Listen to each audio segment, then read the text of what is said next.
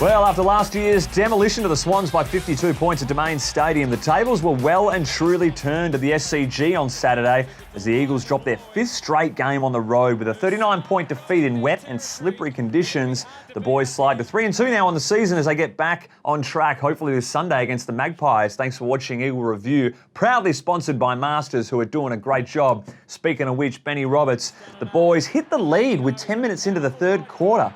But then that was the final goal they scored for the rest of the day.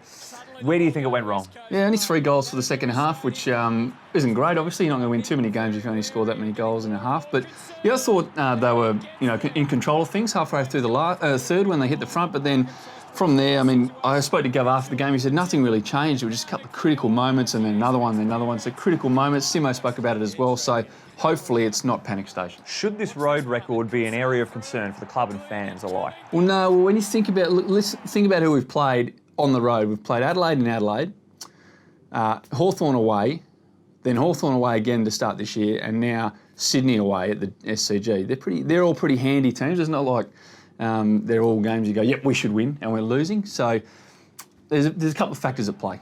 Equal inside 50s for the day against the Swans, so probably the delivery and the manner of which the ball went in was one of the main problems. 19 inside 50s in the final quarter for no goal. Simo said after the game the forwards were beaten on the day, but the defenders probably kept the game closer than what it should have been. Jeremy McGovern was taking some pretty impressive intercept marks off the half-back line. 21 intercept possessions, second highest tally ever recorded. Was on world record pace and just slowed up a little bit, but geez, he was so good in the conditions, taking the clunks as well. He's a very good player. He looks very settled, I think, now that he's down back. I think we know he's a defender now. That's where Gov plays, and he's bloody good at it. Good to have Sharrod Wellingham join the midst as well. Yeah, he was clean, and you knew he would be. Hopefully he just gathers to build momentum after just a very small hit out 70 minutes for East Perth straight back into that game against the Swans in the wet. So he was certainly up against it. Gaff, 32 disposals, worked hard all day in conditions that don't suit a winger at all, or that size of ground, you'd have to say, for those loose possessions. Did a mountain of work. Pritis, 28 touches, 12 in the first quarter. Surprise. Looking like he was going to have an absolute monster, but Marston, good to see him finally get some momentum and return those numbers back to where they were in 2015. Yeah, match fitness has been building each week and slowly getting better, but a nice jump up in terms of touches, 28 of those at 75%, so that's pretty good, especially in the wet. 6 clearances, 4 tackles, 4 inside 50, so a nice game and looking on his way back to his best form. What a strange moment it was for the game to be delayed and the skydiver having an absolute howler on his entry, unfortunately. Yeah. Swirling conditions got the better of him. I think, was it the issues with the parachute? Was it? I don't know. Oh, I was up there controlling it. Be that as it may, yeah. Look, I heard that it could have been a lot worse than I heard that he's doing okay, that he's in hospital, will be patched up and back jumping out of a plane in no time. We all can't wait, Benny. We all can't wait, but all the best to him. Time for Roast of the Round. Thanks for everyone who sent it in. Just the one. But let's start with Isaac Heaney. He was involved in every category. He would have swept the Oscars. He was involved in a truckload. What about him knocking over Eric McKenzie like he's an Auskick back pocket player? No, he's a tough little bugger, Isaac Heaney. But then we get him falconed in the chest. He flew back like he was Van Damme in Hard Target. He looked like he's copped an absolute cannon. He looked like Mortal Kombat. What about this throw-in?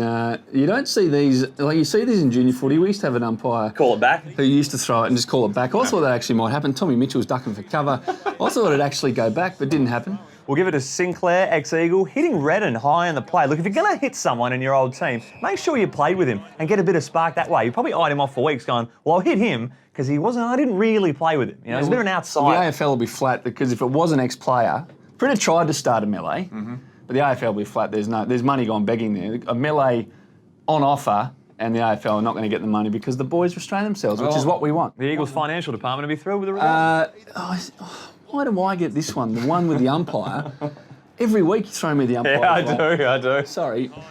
This one's not deliberate out of bounds. I think it? It's a very harsh call. Next. But Nick Nat did his best to make up for the call. What about he's got rid of his Swans opponent on the mark? Yes. How'd you get? That also looked like He-Man. It looked like Mortal Kombat again. Very exciting. Going off ground now, Tabernar for the Dockers. Wasn't this one of the talking points of the weekend? The game in general, but when you nick a goal on the line, geez, he'd be thrilled he had another shot at least several minutes later to make up for his mare. Very, very thankful, I would think, when he took that mark and kicked that goal, that it sort of erased any damage. Because if they'd lost off the back of that, oh dear.